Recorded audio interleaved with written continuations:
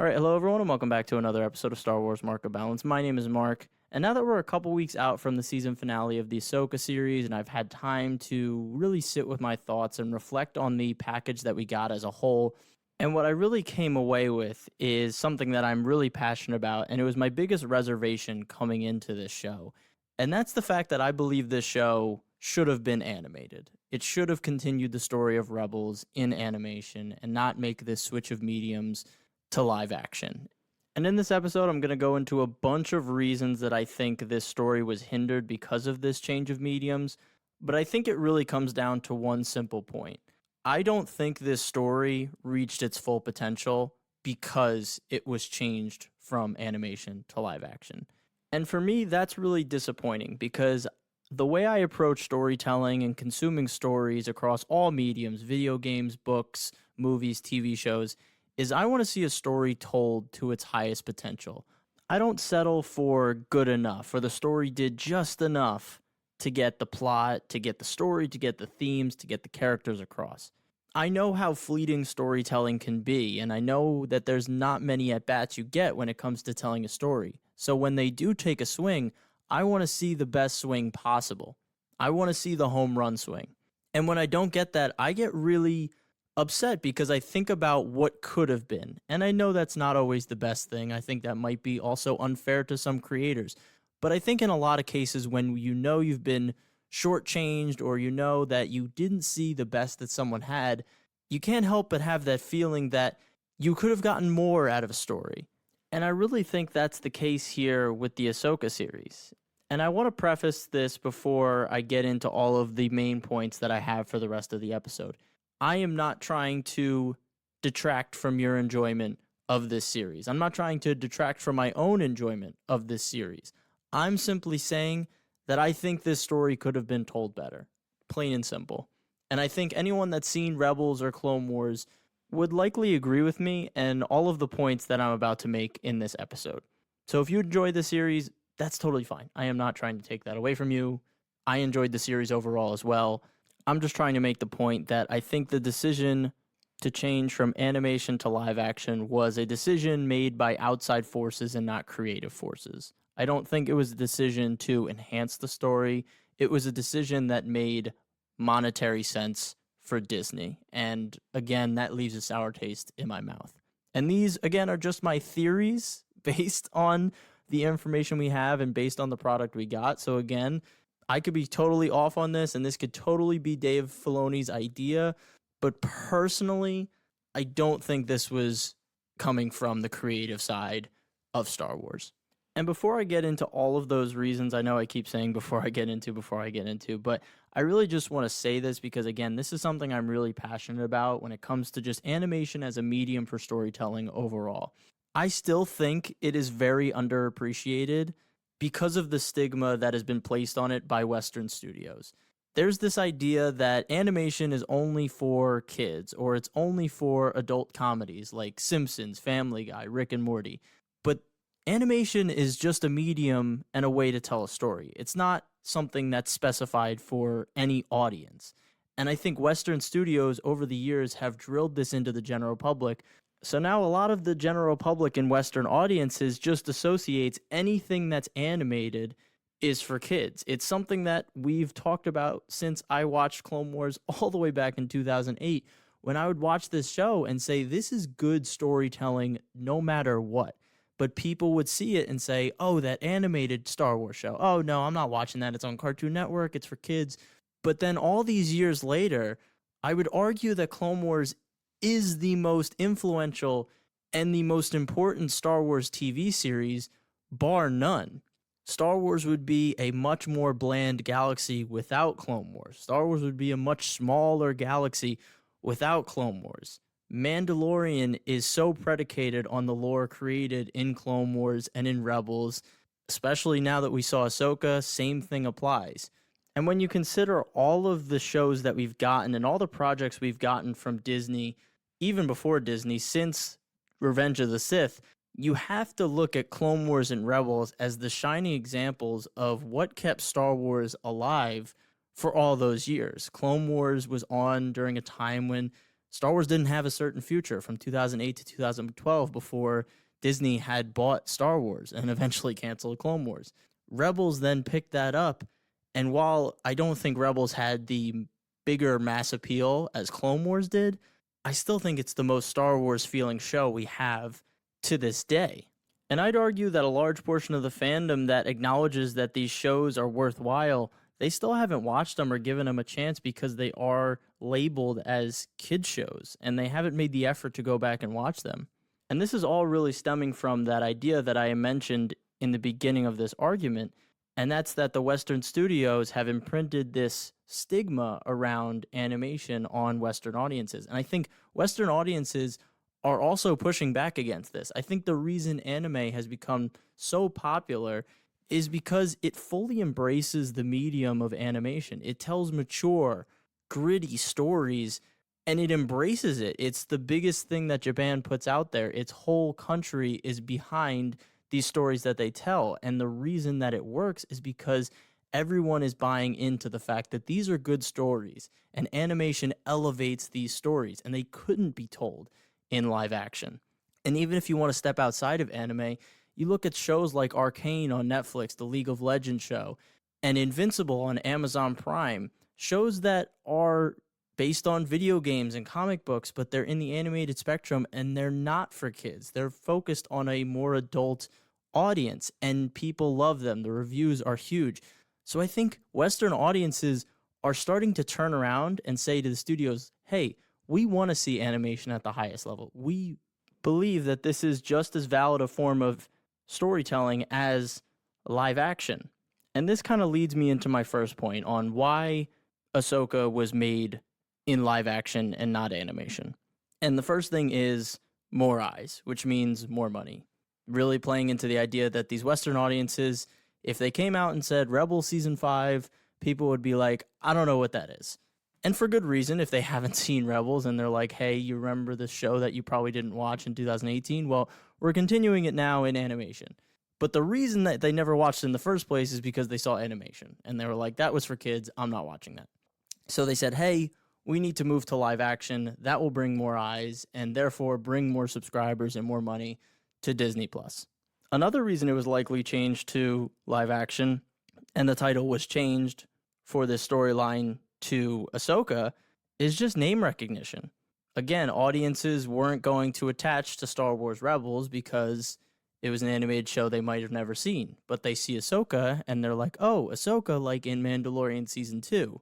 I still think most people would probably say that they know Ahsoka from Mandalorian Season 2, not from Clone Wars. Again, driving home that point that animation on a larger stage just doesn't have that respect, which sucks a lot.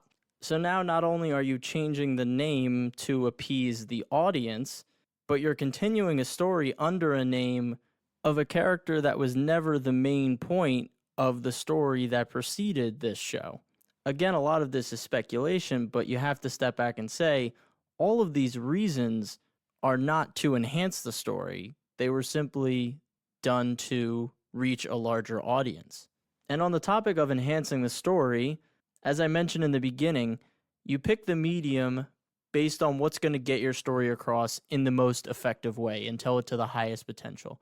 When I think about the Ahsoka series, I think about all of the events and the character moments that we got throughout it, and I can only think of a couple moments that were truly enhanced by the medium of live action. One is definitely in the first flashback of the Clone Wars when we really see how young Ahsoka is during the Clone Wars. I think, again, with animation, there is that suspension of disbelief, and you can't entirely connect with what age Ahsoka was during the Clone Wars through animation. So seeing her really as a 14-year-old in the middle of the battlefield, I think that was a great use of the medium to get the point across that Ahsoka has been in war since she is way too young to have been in war.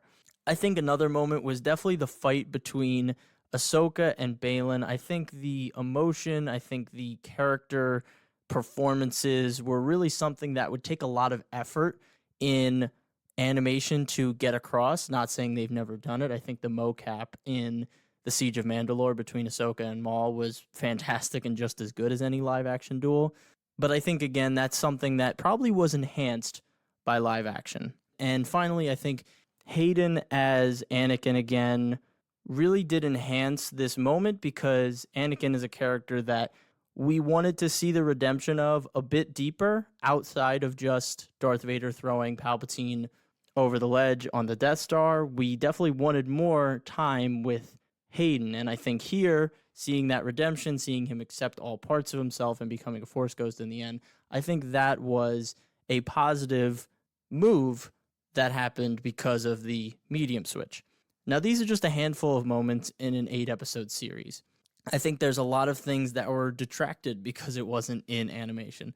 The scene where Ahsoka's out on the wing in the middle of space doing her spacewalk and destroying the fighters, I think that's something that would have made a lot more sense in animation and would look a lot less goofy. I think some of the action here felt really stale, that I think through concept art that we've seen now and just the freedom that you have in animation outside of having to choreograph and add all these different special effects could have been a lot cooler. Like when Ahsoka, Sabine, and Ezra all fight the night troopers at the base of that spire. They just stood there and the night troopers kind of just fired at them and they all stayed in a line. I think in animation you would have had a lot more dynamic of a fight. Where was Sabine's jetpack? Why wasn't that incorporated into some of the lightsaber fights? My guess is that's live action limitations. They've done it in Mandalorian, but maybe it wasn't in the budget for this because they had the other special effects on larger stages. I can guarantee if this was in animation, we would have seen some more jetpacking. Same thing with the fight on top of the spire. I think most of the action in the finale probably could have been done way better in animation. I think Night Sister magic, I think they probably could have gotten a lot more creative just in general with the night troopers and dismemberment, because these are zombies and that's kind of the only way you can stop them, right? But in live action, they shied away from that. As much as I loved the flashback episode to the Clone Wars, I think there were a lot of noticeable liberties that were taken to get the live action scale of Clone Wars across during a TV show. I think it was very hard to discern which battles these were from. And I know a lot of people will say, well, that's a little bit specific, but these were supposed to be depictions of points in Ahsoka's life. And we know the first battle, after some time, was the battle that we saw in the Clone Wars movie on Teth. And I think the visuals of the show would have been a lot better if it was an animation, because we would have seen immediately, like, oh, this is that battle. Boom, I get it. We wouldn't have to wait for the message boards or Twitter after to explain that. I think the second battle is Ryloth only because they have Twi'leks fighting with them. Again, not a bad way to show it, but I think if we immediately were in Ryloth with the same visual cues that we had during the Clone Wars arc, it would have connected a lot quicker. And this is maybe a little bit outside the scope of the show, but characters like Kanan, who were so important in Rebels, could make creative appearances in this through flashbacks or visual storytelling that I don't think is very achievable in live action outside finding a brand new actor and having to have a lot of special effects to maybe make that happen. There's just a lot more roadblocks to put Kanan in this show. And then even Leia, we had Leia appear in Rebels with a different voice actor. And I'm not saying the appearance of Leia in this show wasn't well done. I kind of like that she was this mysterious figure that kind of was all-seeing and helped out Hera in the end. But I think maybe seeing Leia during this time period in animation would have been really cool. Again, just a lot of things that were possible with animation that live action unfortunately gives a lot of roadblocks to. And before I move on to the next point, I do want to bring up some counterpoints that I totally understand, and I get why Disney had to do something like this, but I think, again, this was a product of Disney not properly planning anything when they got Star Wars, so now they have to backtrack, and that's kind of why these decisions had to be made. Like, they created this problem for themselves.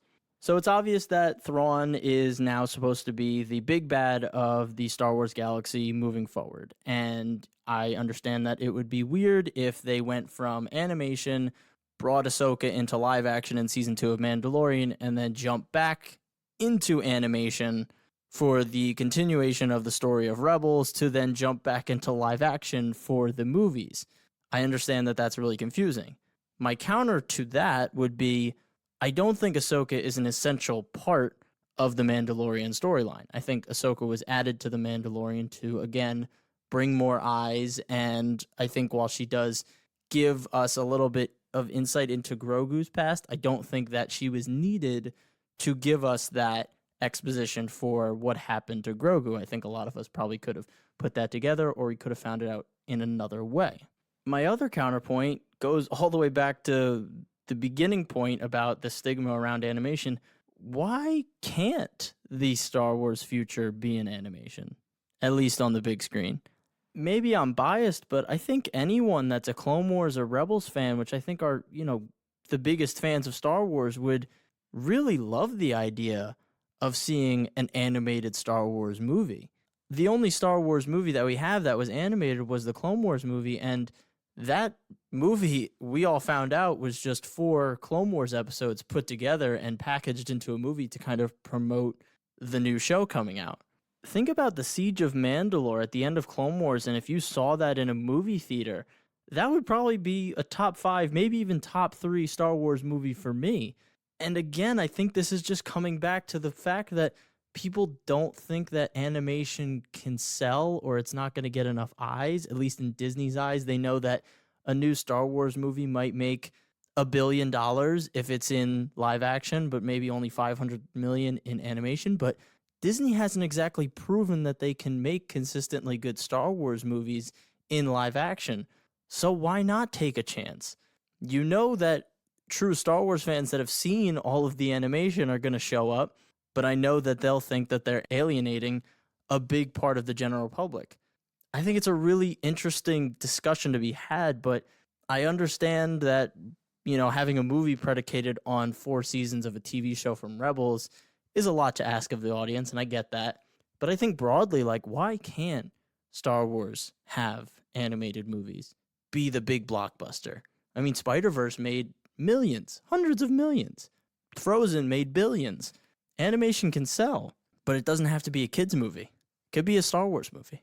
So I want to move on to my next point, which is continuing an incomplete story and completely shifting mediums. I think this is unheard of. I don't know if it's ever been done before. I mean, think about if Breaking Bad in season 4, they were like, okay, well, season 5 is going to be animated now. Or if Game of Thrones was animated up till season 6, and they're like, oh, we're going to do live action for the last 2.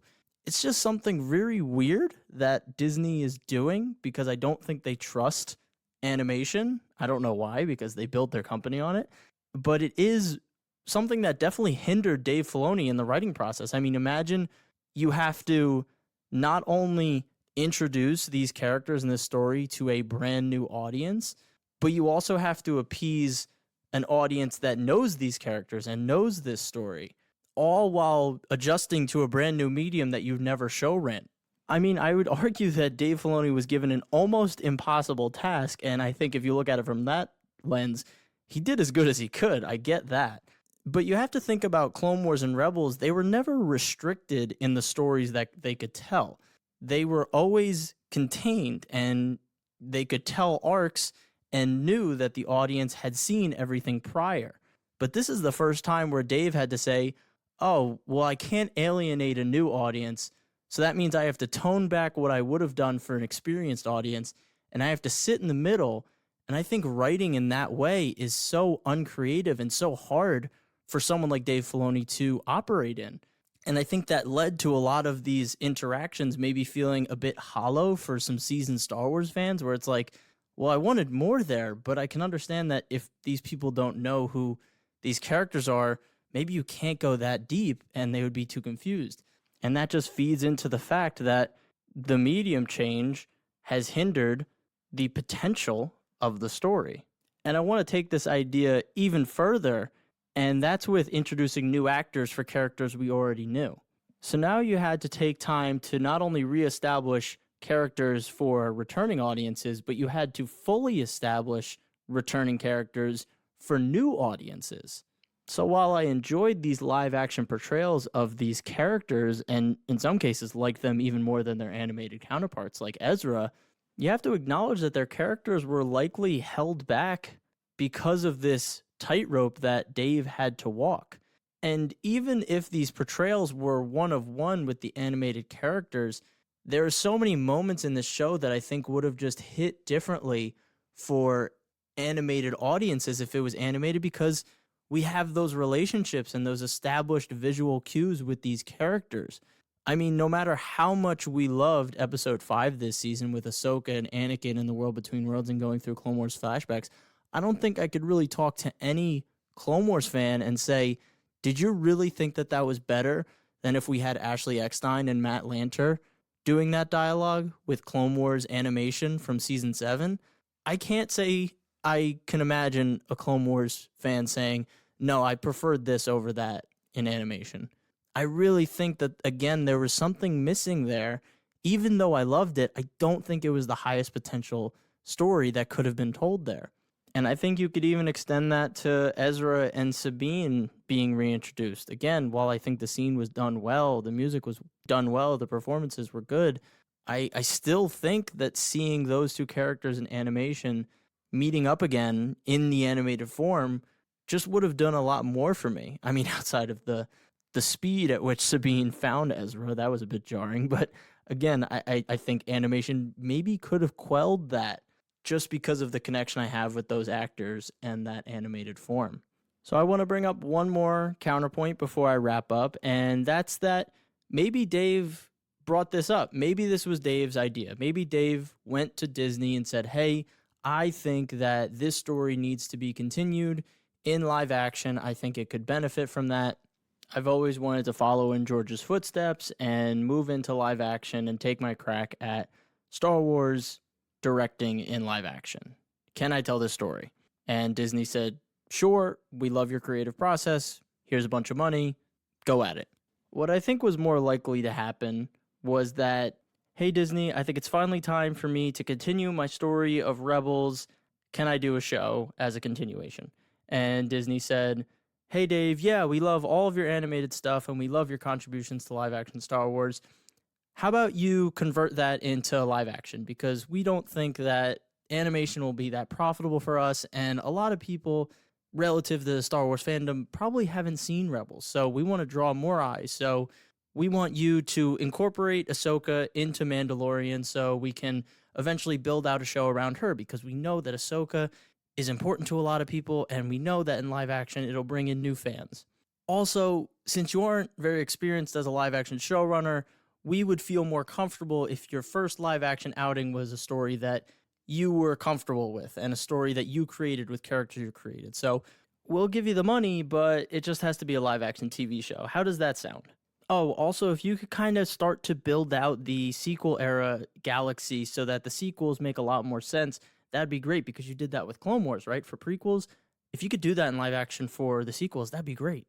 And then Dave kind of said, okay, well, if this is the only way I could tell my story and continue the story of Rebels, I guess I kind of just have to take the deal, right? That's just my thought on it.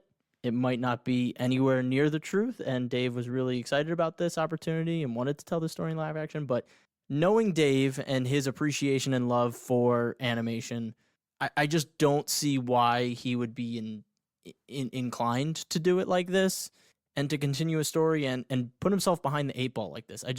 As a creative, the last thing a creative wants to do is limit their own creativity. So I think the latter is likely a bit more true than Dave coming to them with the idea.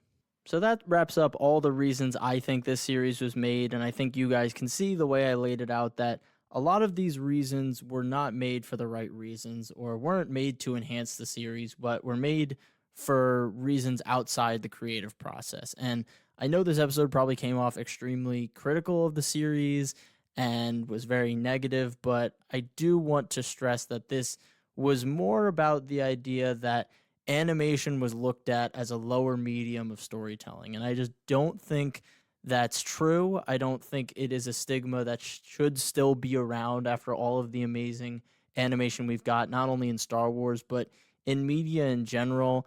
And I think this is just kind of a culmination of something I've always wanted to talk about, but I never had a good reason to. And I think this was the first thing where I said animation was looked down upon, and this decision was solely made because they didn't think animation was good enough to tell the story, when in reality, I think this story suffered because it wasn't told in animation. And I think I just always wanted to talk about how great animation is in Star Wars and how it still, I don't think, has gotten its due. And I think this whole situation and the way I feel about the Ahsoka series a couple of weeks later kind of catalyzed that feeling inside of me. So if you completely disagree and you absolutely loved the live action take on this story, I am not, again, trying to take that away from you. These are just my thoughts, and how I came to these conclusions is all laid out here in the episode. If you disagree, I am very down to continue this conversation. I think it's really important that we get the best stories that we can possibly have from Star Wars, especially since we've been burned so many times. So am I excited for Ahsoka Season 2? Of course. I'm excited for, the story moving forward. But I do like enjoying the stories along the way to their highest potential. I don't want to just keep waiting for it to get better. I want it to be good now. So if you've enjoyed this episode, please leave a review on whatever streaming platform you're listening to it on. That really helps out. If you enjoyed this episode and want to share it with your friends, your family, tell them about the podcast. I would really appreciate it because word of mouth is the best way to advertise. And finally, if you want to follow me on Instagram at @star_wars_mark of balance, you can get all the updates and all of my past content there as well. As always, thanks for listening. Stay safe, stay healthy, and may the Force be with you. Peace.